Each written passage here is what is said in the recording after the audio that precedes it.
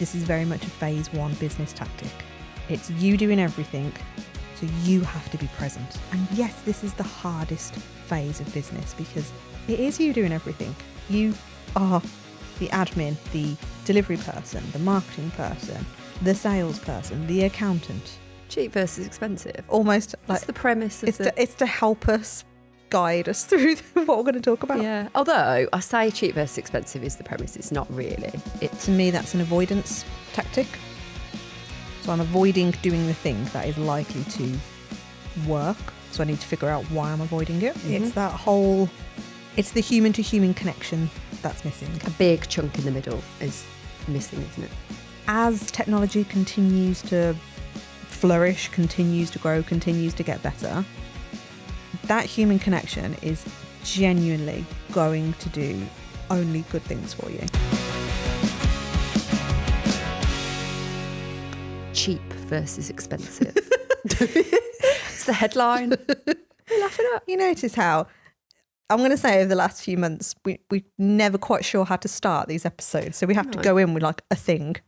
Cheap versus expensive. Almost like it's the premise of it's to help us guide us through what we're going to talk about. Yeah. Although I say cheap versus expensive is the premise, it's not really. It's not the starting point, the jumping off point, as some people might say. And again, if you're not watching this on YouTube, please do for the emphasis faces. It's great. Yeah. Yeah.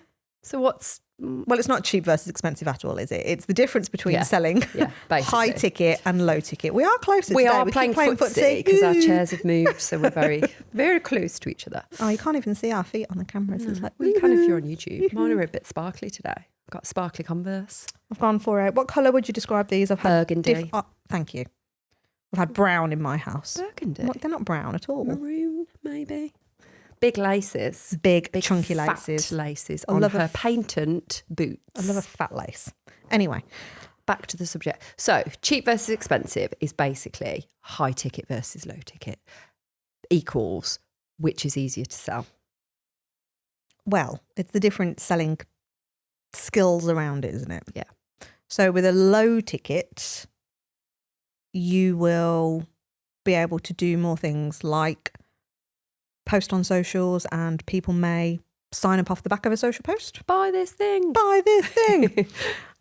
Yes. They may buy directly online.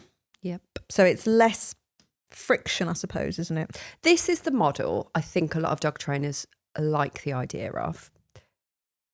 Clients being able to self-serve, almost look at it like the Sainsbury's checkout, and they go and self-serve. You don't have to participate in any of it, and they just buy the thing and get on with the thing. Mm-hmm. That's quite a desired model I hear quite a lot. Now, that's very different to the execution of it. It sounds great in theory.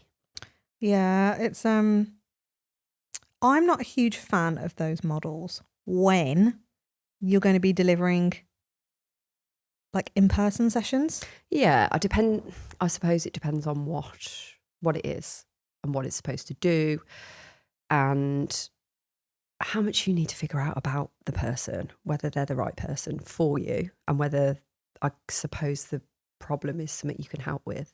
Yeah, but arguably, I feel like someone could come back with and say, well, if they buy online and then they fill in a form and tell me all the stuff, then I've got the information anyway, so why do I need to speak to them? But is that a great buying experience? Well, this is it, isn't it? Mm-hmm. It's the human to human connection that's missing. A big chunk in the middle is missing, isn't it? Yeah. Yeah, it's... Why is that important then? Why is the human to human connection important? If it can be done facelessly, just made a word up, I think. I like it. Facelessly, and you don't have to spend time wasting time, potentially. You might look at it like that. Haven't got time to spend because I'm delivering all the stuff to speak to people, to do all the admin. But arguably, doing it the other way, you have to set a lot of stuff up first. You maybe have to automate stuff. You maybe have to put a lot of back-end stuff in place before it's ready to go. So either way, there's still work involved, isn't it? Yeah. But for those people that might be sat there going, well, why would I want to add more time to my day when I don't have enough time anyway, and it's potentially wasted if that person doesn't buy from me, what would we say? Oh, there's so many different ways to look at this. So immediately, because of all the work that we have done on ourselves as individuals, I look at situations like that and go, to me, that's an avoidance tactic. So I'm avoiding doing the thing that is likely to work. So I need to figure out why I'm avoiding it.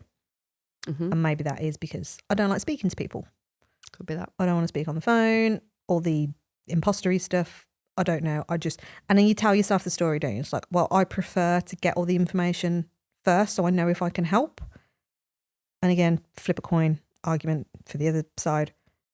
You can still get all that information by talking to somebody as well, if not more information, one would argue. So, but I suppose it might be the awkwardness around then having to tell somebody that they're not right for you, or that you can't help them. That's probably the root of it, isn't it? And this is where I say my immediate thought on anything like this is it's avoidance of something. If we don't want to do something, there is a strong likelihood we're avoiding it. And also, it could be the genuine lack of time thing. Like if there's no time in the day because every minute is being squeezed into delivery, there could potentially be that. And then that's sort of, to us, that says, well, that model needs changing then. If you've got no time to actually allocate to speak to people, if you don't have set maybe times in your diary where that happens on a weekly basis, for example, like there might be an afternoon a week where someone can book a call with you, or, you know, making sure that you plan for that eventuality. And I suppose that's a whole rejigging of the model and the way you work. It potentially could be. Yeah. And it's like, well, what type of business model is that? And is it working as hard as you want it to? So if you are genuinely making a load of sales by people booking online, or, you know, clicking a button here, or you doing it, conversing over text or email or what have you, if that's working and you're generating the income that you want to be generating and you're working the hours that you're wanting to work, brilliant. Like, don't change a thing. Don't listen to us. Don't change a thing. If, on the other hand, you are thinking, I'm busy enough, however, I'm not earning as much as I would like, and or maybe I'm not getting enough inquiries in, or earning enough, then this is where speaking to people is going to massively set you apart. And again, the way we look at this is very much a phase one business tactic. It's you doing everything, so you have to be present. And yes, this is the hardest phase of business because it is you doing everything. You are the admin, the delivery person, the marketing person, the salesperson, the accountant. All the stuff is on you. Yeah. Okay, so let's look at the differences then. So if we were to move away from less of the facelessness, what did I say? I can't remember the word, the faceless stuff, and we move towards the having a conversation, speaking to a human being, and we're sat there thinking like, oh my fucking God, like that terrifies me, because we know there's a lot of you out there that it does terrify. I'm one of these people when it comes to phone calls. I love speaking to people. I really love speaking to people. But if there's no, I suppose for me, it's a lack of framework around the conversation, a lack of system. If that isn't there, then I might go, oh God, where am I going to start? Where am I going to go? Where's it going to finish? So I think for probably a lot of people, the actual framework around the phone call is a biggie, isn't it? Yeah. Because if you feel confident in a starting point, an end point, and what you do in between, then the rest kind of just flows and comes more easily. So I think for me, it's that, you would prefer to pick the phone up to somebody and I might prefer to message them. But actually, a phone call gets stuff done quicker. A phone call, the outcome is just more like you either know yes or no, pretty much from that phone call, don't you? Yeah. Gets the job done. And when you're actually in the phone call, it feels nice.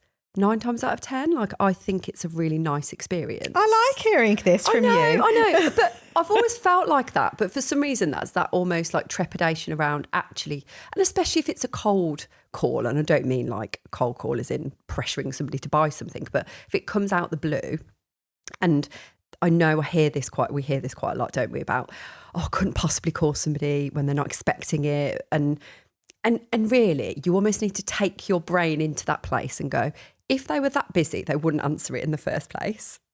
And if they can't talk to you for any length of time, they'll tell you. And I'm sure that they're not going to be rude to you. It could happen, but I think for the most part, people are nice.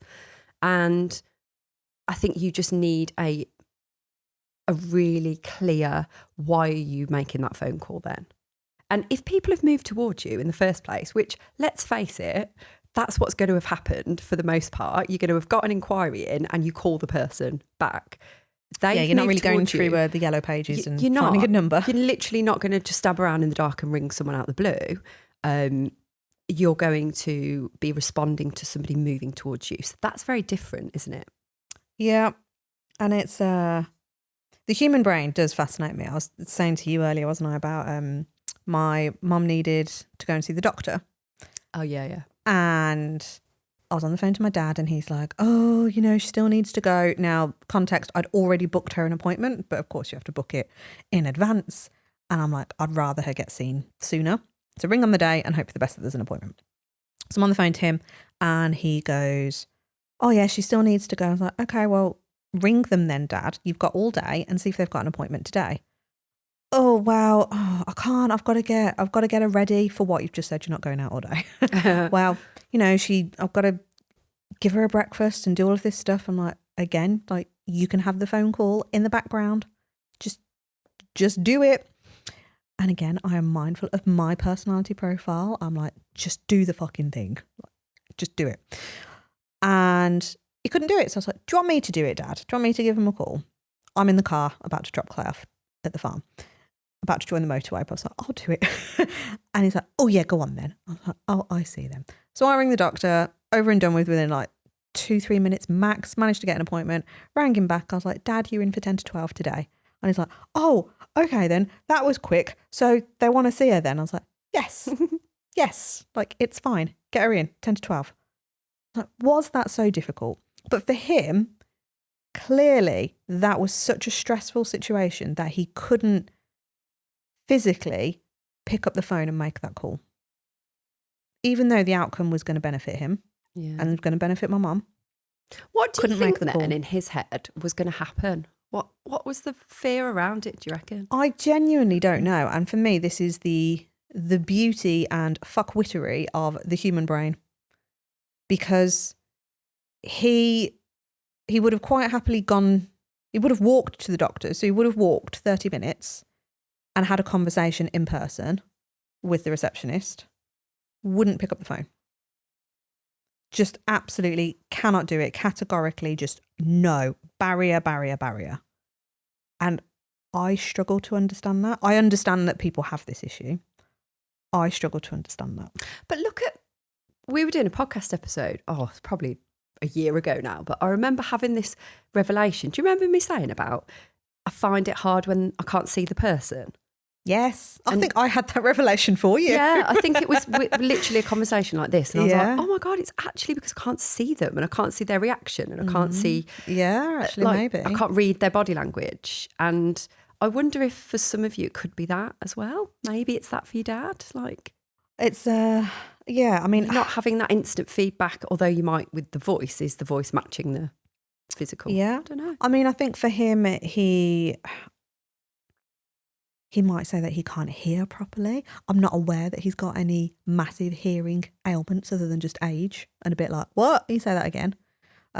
He's always, I always remember actually, the few times he did make phone calls from what I remember of my childhood, he'd lock himself in a cupboard.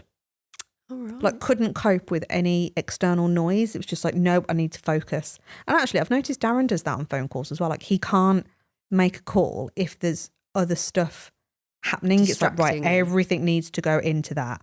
And I used to sit there and be like, fucking hell, like I'm working in an office with like 150 people, open plan, making calls. There's no way that you couldn't not do that. Yeah. But yeah, there is this massive hang up on people making phone calls. Don't think it's just my dad. No, And Darren, and my sister. We know there's a lot of you It's that listen to everywhere. this that struggle with it as well. And do you know the other thing that popped into my head then was, I know I've felt this before, especially with something like a doctor's surgery. They're busy, aren't they? So you hear, when you ring up the doctors, you can hear noise in the background, you can hear all the stuff. I sometimes feel like I'm inconveniencing them by ringing them up. I would have this in my brain of going, I need to be really quick here and just get off the phone straight away. I love this. This is such a difference between you and me. Well, not because I want to get off the phone necessarily, but I'm thinking about their situation. And I know I've worked in busy offices before and things like that. And I know, I don't know, it's this probably my kind of personality profile is like, I'm worried about what they're doing and overthinking that. And again, it might be the same thing of like, if I pick the phone up out the blue, even if somebody's moved towards you first, so even if you've had a text or an email and someone's interested and you just use that phone number that was on that message and you rang them back, what if they're busy? What if they're not going to take the information in properly? What if they're not in the right headspace? And again, I know that there are people that work with us that when they do the calls, they have to feel so prepped. And so everything's got to be there in this kind of methodical way. And I get that you would need that to a point, but are we over worrying about all of the stuff? Because I think I've done that before. Yeah, I think we've all done that. And again, I think it's got to come back to a society thing, a cultural thing, how you've been brought up thing. I remember my first job when I was 17, went into an ad agency, and it was, you had to, so I worked for recruitment. I was doing the recruitment stuff for different companies, and you had to place ads in the paper. And again, open plan office. And this was a small office, actually. There was only about 7 to 10 of us in there on the accounts team. And I remember sitting there, and the team leader, Sam, her name was at the time, she was like, "Oh, right, can you just ring the Birmingham Mail and book a quarter page space?" And I'm sat there. And you know those desks where they all kind of like, they join together, but you had like the little, like the dividers in between them, but you can still see everybody's face. And I'm there and I'm about to pick up this phone and I'm like, oh God, like I have to do this phone call in front of you. People. I can't even go into the cupboard and do it in there. Like in the cupboard. I'm like, oh God. But I remember feeling that pressure of, oh, I've got to pick up the phone. I've got to speak to somebody on the phone. And again, maybe it is because you can't see them, or again, like maybe you're not taught these skills. Because if you think about it, God, this is getting deep now. When have you ever had to experience talking to somebody on the phone? Yeah. And do it in this day and age? Oh, hardly ever. Hardly ever, because everything's automated. Everything's like an AI bot that comes back to you. Like you don't have to, do you? And it's such a fucking pain in the ass when you can't speak to somebody. Yes. You're desperate to speak to somebody. I remember when my Instagram account got hacked and I was trying to just speak to somebody about it, because whatever I tried, do this thing with your ID and have a picture and do a video, and none of it was working. And every single avenue, I was just like brick wall in my face, and I was like, I just want to speak to a fucking person. And I was so frustrated that I couldn't speak to somebody. So sometimes we go, I really want to speak to somebody, and sometimes we're like, when there's a person there, we're like, oh God, I don't know if I could speak to a person. I'll tell you a good example of what, what I was saying about I might feel like I'm inconveniencing somebody. Our vets do this thing, right? If there's a person in the vet surgery at reception, they'll always prioritise the person over the phone call.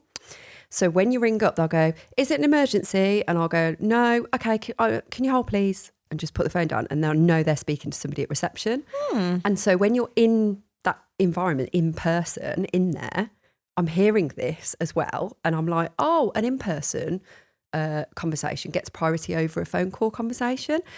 And I don't know if it's anything to do with that as well, where you just go, the person on the phone is just being a bit annoying and inconveniencing somebody. I don't know. But it's all these external things. It's probably not that solely, but I think it's all these like, I don't know, it's everything, isn't it, that you absorb? Yeah. And it goes into what your thoughts are around that particular circumstance and what you're experiencing at that time. Yeah. Because listen to the, I was going to say illogicness going to add a ness. We haven't done a ness word in a while. Yeah. The illogicness of this. So take out the emotional thought, because I think we will all be able to agree as I go into this example. It's like, yep, done that, done all of this. However, let's try our best to look at it logically. So we get an inquiry in. We've got their phone number and an email address. And let's assume we've emailed them and we've heard nothing. So already our brain is telling us that person is not interested because they haven't emailed us back. Maybe you've followed up once or twice on email and still not heard anything. So now it's a definite, nope, they're not interested. If they really wanted it, they'd be checking their inbox and they'd be getting back to me. Yeah. And then the next one is, okay, maybe we've only got a phone number.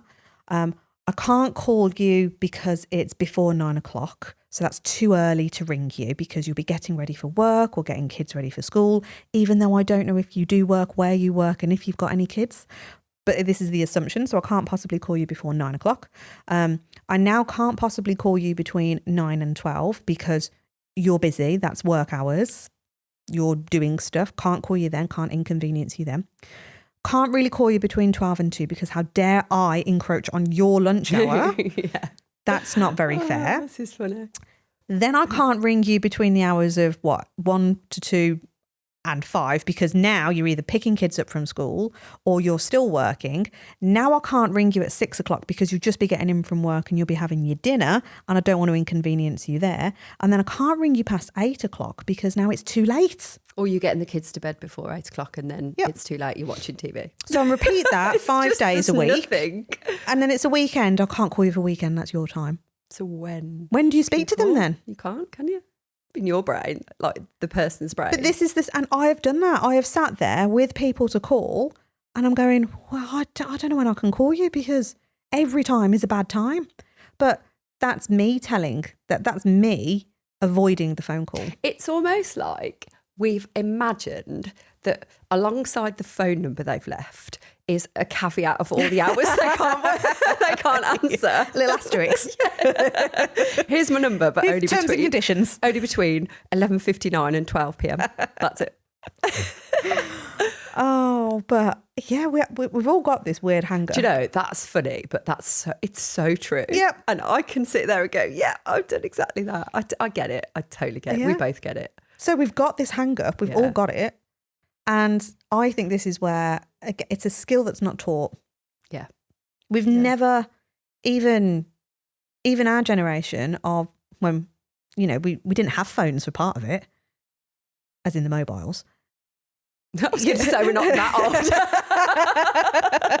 old. No. Alexander Graham Bell had invented the phone. No, not the mobiles. But you think about it, like, did you ever used to? I had a phone in my bedroom. I had one of those what? Yeah, I had one of those ones where, when you can see all like the chip. Oh, I know what you mean. What's it called? A board of something. The circuit board. Circuit board. The motherboard. Is that on like a see-through phone? Oh, I know what you mean. Like with a wire on. Yeah. Yeah. Like all attached, so you actually had to like stay in one spot. You could only go as far as the cord would take you. Millennials listening to this going, what the hell? How come you had a phone in your room? I don't know. Oh just my had God, a phone in we my just room. have it in the kitchen. It wasn't like a personal. I didn't have its own phone number. It was the house number. Yeah, I know. I get that. We had one of those, with the little dialy buttons. The dialy thing, although at 9, you'd be dead, wouldn't you, if you rang 999? Oh, fucking hell, yeah. No. We had one of those until quite late on in the 90s, I would say. But I suppose even then, like, you still spoke to more people on the phone. Yeah, it was the only way of communicating in person. Earl on the phone call. And then that good old Tinterweb came out, and then you could never use, and my parents would be on me going, well, you get off the bloody computer, I need to use the phone. The dialer. This is going off. It just wasn't worth the hassle, was it? God, no. But yeah, so I just don't think that we are taught these skills, so we just don't know how to do it. But this is where you did a post on your personal profile, I think, on Facebook the other day saying about have we lost the art of conversation? Oh, yeah. And it's exactly, it's kind of being forced upon us that we have lost the art of conversation. Yeah. Well, you and I, we've just sat down and had lunch. I would say there was a good 5 minutes where we were both on our phones not talking to each other. It was work related though. Yeah, but the point... Yes, I know. Don't take away my point. I'm not. Carry on your point. Keep going. But now I think, that art of conversation, we have lost it. And I think this is where we're fearful because it's the unknown. Yeah. Oh, that's like a little revelation I've just had. Is it? Yeah. Okay.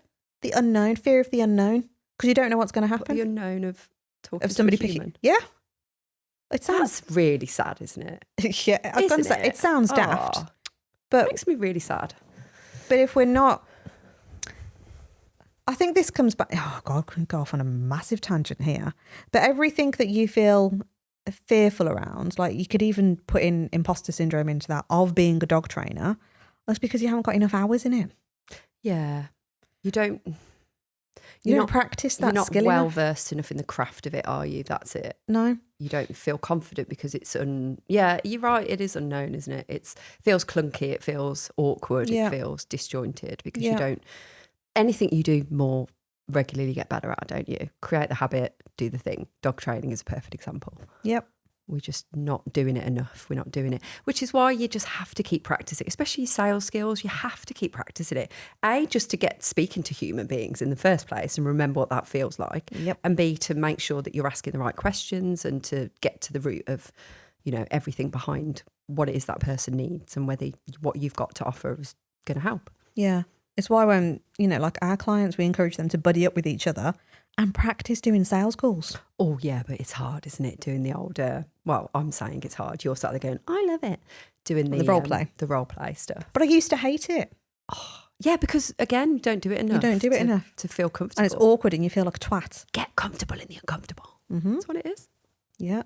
It is. It's really fucking scary to do things that you don't know. And then this is where I think we know that our brains are wired more emotionally. We know they're wired that way. So let's try and look at the logic as best as we possibly can.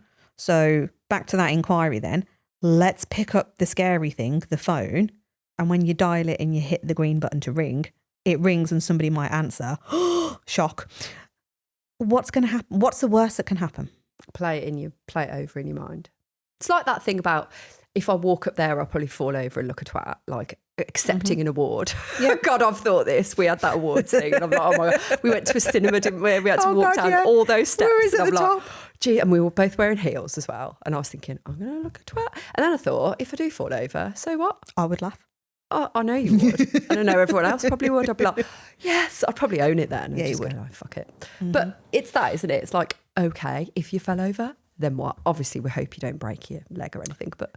Yeah, I think this is where it comes down to, again, having that self-awareness and you knowing yourself. So what do you need to feel more comfortable? Is it more practice? Is it going in with a framework and a script? Yeah. Is it playing out the worst case scenario? I think it's all those things, I would say. Yeah. Isn't it?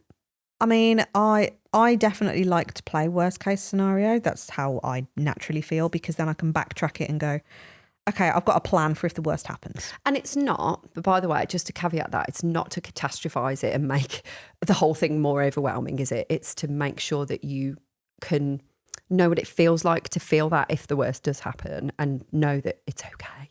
Yeah. It's not going to, break everything. And again, like if you, this is a weird example, but it's the first one that comes to my mind. So, you know, the whole situation with my mum and the continuing deterioration with her. My dad's going in for an eye operation very soon, and there is a very high probability that he could come out blind. And I've been going on and on and on for months, deprofile, fucking sort of plan out. Come on, like, what is going to happen? What is going to happen? What is going to happen? My dad and my sister and myself, like, still riddled with grief. We're all just handling it in different ways. Dad very much ostrich, not talking about it, don't want to accept it, don't want to talk about anything, scared about the upcoming eye op. It's in a few weeks' time. And finally, my sister has caught up and gone, shit, we need a plan. I'm like, yes, we do. So I think it was New Year's Eve, actually. They were over at ours. And Kelly kind of brought it up. And then I was like, oh, come on then, let's play it out. Like, what's the worst case scenario? And then Dad just completely shut down. And then Kelly went really moany at me going, oh, come on, Joe, it's New Year's Eve. You can't be talking about this now. And I'm like, well, when then? When's a good time to talk about all this stuff? But they both shut it down. And again, this is the difference in personality profiles.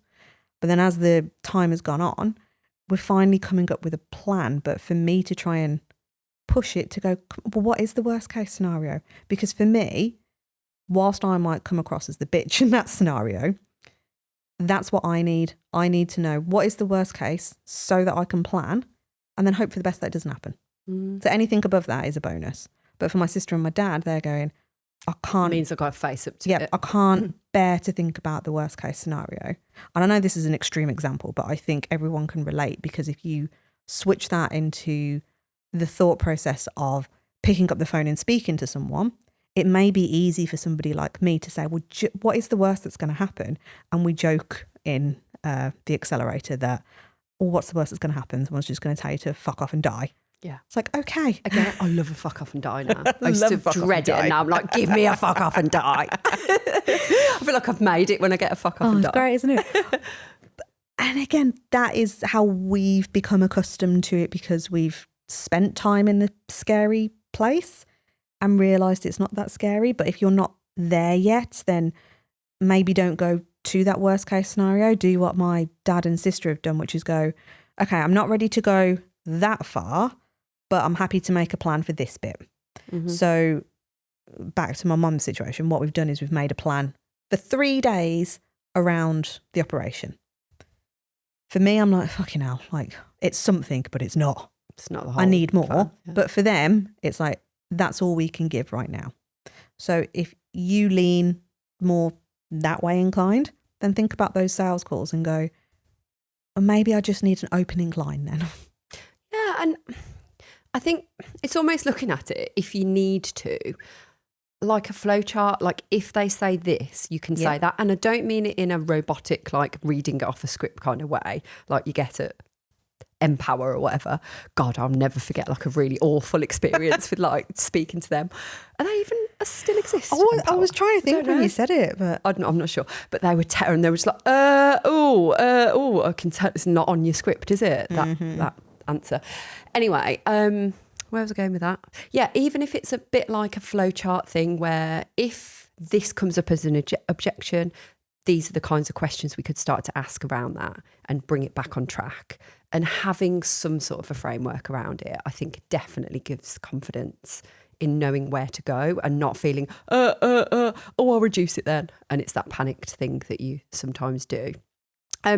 Also, this is kind of not related to sales, but I think it is related to that feeling like owning it and all that kind of stuff as well is, and not worry and like catastrophizing things is talking to some of our clients the other day on a one-to-one call. And we were talking about swearing and being yourself completely. Like we talk a lot about personal brand and how important it is, like especially now, and being you and authentic and, you know, letting people trust you and knowing you're real. Like it's that AI thing again of so much is fake out there that it's like knowing you're a real person, having views and things like that. And we're talking about swearing. And obviously for you guys that listen to this, you'll know that we like swearing a bit. And this particular person was like, oh yeah, I am such a sweary person in real life with my clients, but there's no way I could do that like outwardly, like in messaging or on social media. And I was like, how come? And she was like, I don't know really. And then we talked it through and she was like, oh, I fucking love, and she started really swearing on the call going, I would absolutely love to be able to just do that and say that. I'm like, what's the worst that could happen? Let's look at the pros of it and let's look at the cons, right? So the pros are you get to be you. Someone gets to get a feel for what you're like up front. You know, so if you walk into their house and be all sweary and they're the sort of person that hates that, they're never gonna know that until you actually arrive at the house, and that could be really awkward. And look at the cons. What are the cons? And she was like, well, there's not really any, is there? Because I'm going to attract the right people. I'm going to be myself. Like, and there are going to be the cons, maybe that you switch some people off. But is that a good thing or a bad thing? She's like, well, that's a good thing because they're probably not right for us. There you go. So I just wanted to like kind of own like that bit about the catastrophe. Go there. Go there then. If you swear, what's the worst that's going to happen? You know, you're going to get, maybe we swear in our emails and sometimes we don't know the data on it, but we know that some people unsubscribe every time we send an email. It could be because we've sworn. It could be because we've put an offer out there and people don't like being sold to. Well, I'm afraid, like, if you're in a business world, you're going to get sold to occasionally. Or rather, you're going to have the opportunity to buy. Well, yes, but putting it in layman's terms is you're there to make some money. You're there to run a business. We all know this. It's just that we hide underneath they're putting out good information. Oh my God, they've actually asked me to buy something and, you know, it's there if they want it, you know. And I think it's that, isn't it? It's like, own that. If someone opts out now, if someone unsubscribes, we're like, great. Again, it's like a fuck off and die to us. It's like, brilliant. They're not the right people for us then. It's fine. Mm-hmm. So all of these things are, I think, playing it in your head and going like, what happens if that person moves away from you? They move away from you. It's okay though. Yeah. It's hard. It's really thing to wrap hard, your head isn't around. it? It's easy for me to sit here and say that now, but I was, like a lot of you listening now, I would have been absolutely mortified at the thought of somebody not liking me or not liking what I stand for or my opinions and stuff like that. And I just kind of learnt to just move past it, but a lot of work's gone into it. Yeah, I don't think I was ever fully myself with my dog training I use that term very loosely, my dog trainer marketing. But I remember going in to see clients and I would be in my best behaviour, and then as soon as they swore, I was like, oh, God, it's like permission to be myself. I know. Yeah. But it's exhausting because you're playing two different people then. Yeah, it is, isn't it? It's like when you're lying and you're trying to remember what story you've told. It's a bit like that, isn't it? Mm-hmm. It's like it's stressful. It's not nice. Yeah. I love in CBA that we're able to just be completely ourselves. It's probably the first time I've ever been able to do that in every aspect of my life. Yeah, I would wholeheartedly agree. Do you know what my sister said to me as well the other week? She's very, what's the word? Forthcoming with her opinions on me, my life. And mine's very similar to that as well, isn't she? What did she say? She said, maybe I was doing a phone and she's like, oh, your telephone voice. And I was like, I really don't think I changed my telephone voice. Because I think I must have been the podcast voice. No, I must have been doing, I don't even think she listens. Oh, probably a good job because a lot of it's about. I must have been doing like a voice note or a video note or something. Okay. And in her mind, I change how I talk. I'm like, I don't think I do. You just don't spend enough time with me, clearly. I wouldn't have thought so. No, I don't think so. But yeah. But again, like that's a thing, isn't it? Like from ages ago, people would say like, oh, you need to speak differently on the phone. You have a telephone voice. Like you're more proper, more professional. Don't you think, though, that comes back from the days where you did have to show up in a certain way for a job? Yeah. You know, like it comes down to that. I've probably told this story about my dad saying you'll never get a job at the council with a nose ring in. I was like, or a tattoo. And I was like, well, I'm going to have a stab at it, Dad, and let's see what happens. And hey ho, I got hired. And he was like, only because they have to these days. I was like, maybe I was the right person for the job. Have you ever thought that? Don't know. But it's those days. He comes from that generation of going, you have to always look smart and you can never, never a bad word comes out your mouth and all that sort of stuff. Well, those days are gone now. Yeah. As long as you're delivering on a really good outcome, what's the problem? It helps you stand out, if anything. Wow. Yeah, this is it. And I think this is what we are so passionate about, and like speak to people. We are in a day and age now where that art of conversation is being lost. We are all addicted to our phones. Yeah. We are all addicted. Like we are as well. We're all addicted to the dopamine hit. Like, I don't even know what it is, but you can be stuck on a reel and there's like, oh, look, another reel. I've done it myself, and then I catch myself after like the fourth one going like, what the fuck am I doing? I listen to Gareth sometimes what he's watching, and it's just flicking up, and I'm like, what the fuck is that? And he's like, I don't know. But you've just lost 10 minutes of your life watching that there. I was like, I don't know what it is. Yeah. So to actually interject as a business owner and have a conversation with someone that might be interested in buying your services, to have a real life, an Earl/Virl conversation, we can then go, oh, look, I'm a human. And as technology continues to flourish, continues to grow, continues to get better, that human connection is genuinely going to do only good things for you. It's like we almost need to step back in time and remember, like, adopt the approaches that we used to have in the 90s. Not the dog training models that we used to have in the 90s, which are the same these days, but that kind of connection. Yeah. And that go back to basics, simplicity. Well, look at the pandemic. All the stuff. Yeah. Look at how much people craved. Struggled without the connection. And like, I need to see people. I need to talk to people. Like the total, oh God, it was a crisis of just mental crisis, wasn't it? Do you know what? I hated that period of time for many reasons, but that gave me hope that actually people do still really need that human connection part. Yeah. And it was a nice thing, wasn't it? Joe, and everyone was coming together and helping people, and yes, all of that was so nice, wasn't it? And it just gave me a little fuzzy kind of feeling inside to go, yeah, we have still got that need and that desire to be a community and be together, and we do need each other, which is a nice. As much as people listening, maybe introverts, you're always going to split people into personality types, and you've got those extroverted people. Clearly Vicky and I fall into that more extroverted type. But this works for introverts as well. You don't have to be loud and garish, and you don't have to do any of that stuff. If anything, weirdly, I know this may shock you, in my dog training business, I would say I was a bit more of an introvert because I was scared, I was fearful to put myself out there because I thought I needed to be somebody that I wasn't. And I felt more safe and more like myself when I could show up just for my clients.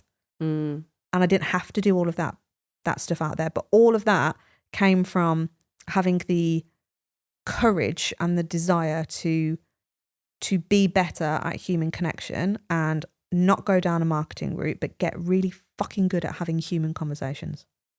Yeah, I think it's the thing that's going to propel you forward, because the personal brand is linked to that. People are going to connect with you. That's the human connection part.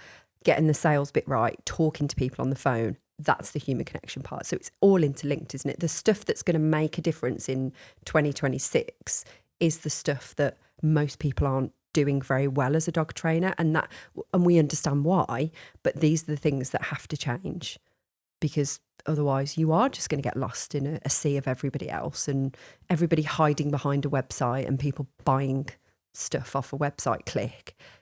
Is that working great? Like we talked about earlier, if it's not, think about this instead. Yeah. And even if it is working great, like how can you interject a bit more human touch? Human touch points. Mm-hmm. We love a human touch point. I don't know why that's made me laugh. Weirdly, I've got Genesis in my head now with invisible touch, but I don't know. Invisible touch point. He needs to have an invisible touch. Human touch point. There we go. Yeah, on that note. I think we've covered it all. Well, there's always more. Not it all of, but I think the agenda for the episode, I think we've ticked it off, haven't we? Yep. Right. CTA? Are you going to do this on all of them now? Yeah. It's my little checklist. Right, come on. What do we want to say? Come and join the Facebook group. Come and hang out with us. Oh, did you know we've got a Facebook group? Yeah.